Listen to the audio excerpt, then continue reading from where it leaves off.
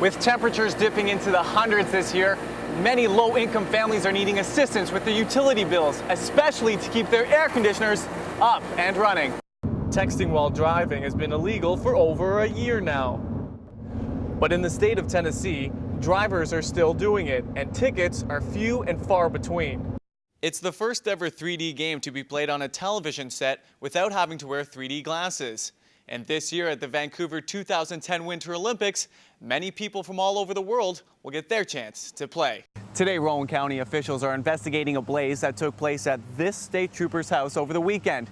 Now, currently there are no suspects, but officials believe the fire was started by arson. It's along this gravel road where police responded to a burning vehicle late Saturday evening. Now, at this point, the DA is still putting pieces together, but believe the vehicle belongs to Jim Miller.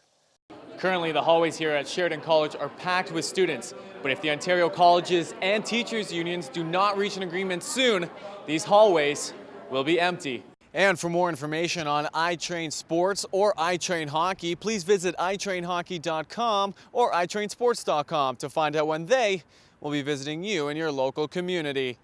In Brampton, I'm Alan Campbell. Now back to the News Center. Click, print, and pay. This is something new Sheridan College students will start having to do. But for Ashley Wallace, it looks like it's going to be pretty expensive. I've already gone through $15 worth and I'm only halfway through the semester, so I'm probably going to be looking at $30 per semester right now for when we do have to pay. Currently here at Sheridan College, we're in the second phase of the Pay for Print project. Now what that means is anytime a Sheridan student wants to print, say for example here in the Learning Commons, they'll have to pay 4 cents per copy. And once their account reaches zero, they'll be asked to top up that account again before they can print.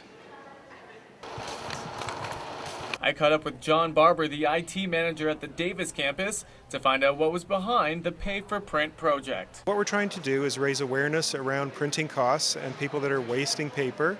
And basically, President Turner had asked us to implement something to curb the waste and to make people more aware of environmental issues and printing issues. So how do students feel about having to pay to print? It kind of sucks because at first you could just print whatever you need, and I thought it was part of our whole college experience, I guess, or college what you pay for in your tuition. To be honest, you know what, I've stood by those printers and watched people pump out 20 of the same document because they just keep hitting print, so it does control the people who are paper wasting. With the Pay for Print project only in its second phase, only time will tell whether or not students will start to use less paper at school. For Ion Sheridan, I'm Alan Campbell, Oakville. Love you, buddy, and I'm sorry. Jennifer Turner's loving words to her 17-month-old nephew. He's a wonderful child, he is. He loves Papa's truck. It's at this BP gas station where Marty Ball came to exchange his 17-month-old son to his sister-in-law, Jennifer Turner, for what he thought was $100. Instead, he received 5 Roxycontin pills. Toys at Turner's house are a constant reminder of her nephew. Marty Ball, pictured here, is charged with child neglect and public intoxication. When Turner was asked why she sold drugs for her 17-month-old nephew, she had this to say. It was pretty stupid, but at the same time, I wanted him out of that house. Caw County Deputy Armando Fontes was the arresting officer. This will wind up being a civil matter between both sides of the families. But again, it's the responsibility of both families to work for what is the best interest of the child. The 17-month-old boy is staying with family members for now, but Turner says she knows who the boy wants to be with. All I know is who he loves and who he wants to be with. Alan Campbell, 10 News. The Canadian soldier charged in the death of an unarmed Taliban insurgent pleads not guilty to all charges today. Captain Robert Sumro was arrested on December 2008 and was accused of killing a Taliban militant while wounded and disarmed on the battlefield. Sumro faces expulsion from the Canadian Forces and up to life imprisonment if convicted. Vice President Joe Biden has condemned Israel's decision to build housing units in a Jerusalem neighborhood.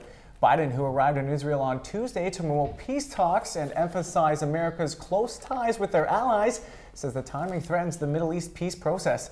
The new settlement approved by District Committee will be located in East Jerusalem.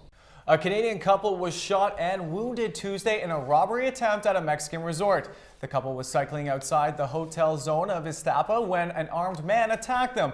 The gunman opened fire after the pair resisted. The 50-year-old man was shot in the abdomen while the bullet grazed the woman's ear. The pair were both rushed to a nearby hospital. Their condition at the moment is unknown.